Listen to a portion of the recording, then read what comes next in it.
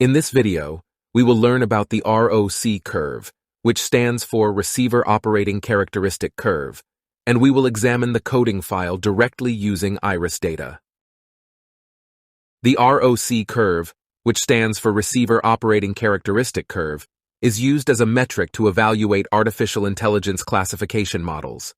In the ROC curve, the x-axis represents the false positive rate, FPR, and the y-axis represents the true positive rate, TPR.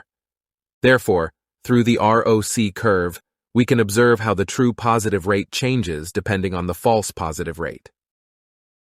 If we take a look at it in more detail, the true negative rate is calculated by dividing the true negatives by the sum of true negatives and false positives. It represents what proportion of the negative class got correctly classified as negative. In other words, the true negative rate reflects specificity. The false positive rate, FPR, located on the x-axis, is calculated by dividing false positives by the sum of false positives and true negatives. Essentially, it is equivalent to subtracting the true negative rate from 1. It represents what proportion of the negative class got incorrectly classified as positive. On the other hand, the true positive rate, TPR, located on the y-axis, is calculated by dividing true positives by the sum of true positives and false negatives. It is equivalent to the recall mentioned in the confusion matrix. Therefore, the true positive rate signifies the proportion of correctly predicted positives among all the positive cases, representing sensitivity. As mentioned earlier, the x-axis of the ROC curve represents the false positive rate, FPR, and the y-axis represents the true positive rate, TPR.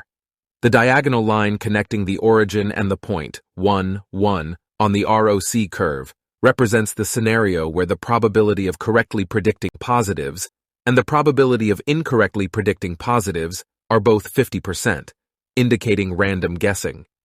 Therefore, the model's performance should be better than the random guessing probability of 50% at the very least. A good model is characterized by high sensitivity and specificity.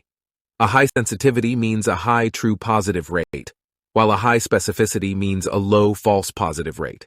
Therefore, as the ROC curve is more up and to the left, it represents a better classification model. The area under the ROC curve, known as AUC, area under the curve, summarizes the performance of a model. Since a model is considered better as the ROC curve moves away from the diagonal towards the top left corner, a larger AUC value indicates a better model. Specifically, when the AUC value is 1, it indicates a perfect classification performance, meaning the model can completely distinguish between classes. As the AUC value approaches 0.5, it indicates that the model's performance is similar to random chance.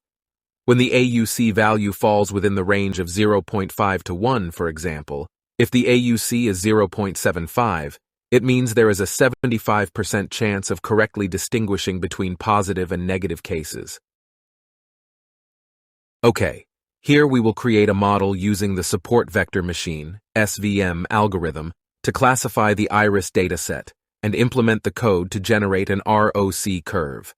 The Jupyter Notebook file is available on GitHub, so you can download it and run it directly.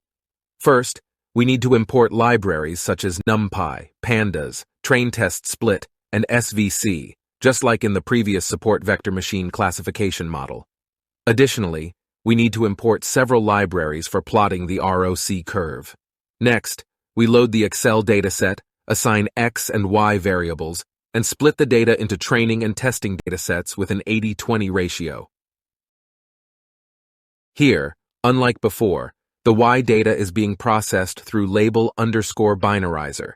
Let me explain this to you. In order to use the characters in the dataset as input for the artificial intelligence algorithm, they need to be converted into numerical form. This process is called encoding. Therefore, in the previous Excel data, the iris species were represented as 0, 1, and 2. This form of representation is called label encoding. On the other hand, through label_binarizer, it is possible to represent them as 0 and 1, as shown here. In other words, The first one has a 1 in the first position, the second one has a 1 in the second position, and the third one has a 1 in the third position, thereby distinguishing the three species in this way. This form of representation is called one-hot encoding. Next, we create an SVC model and store it in the variable svm, but before that, we use ONEV's REST classifier. This classifier is used when classifying multiple classes, comparing one class against the rest in a binary classification manner. In other words, if we have three classes A, B, and C, we first compare A against the rest, then B against the rest, and finally C against the rest to classify A, B, and C. After that, we use a discriminant function called decision_function to calculate the decision values that indicate the probability of belonging to each class.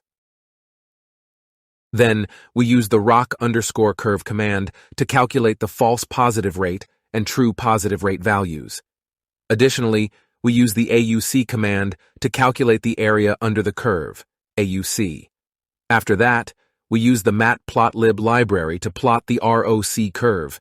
We can set the range of the axes, label the axes, provide a title for the graph, and add a legend.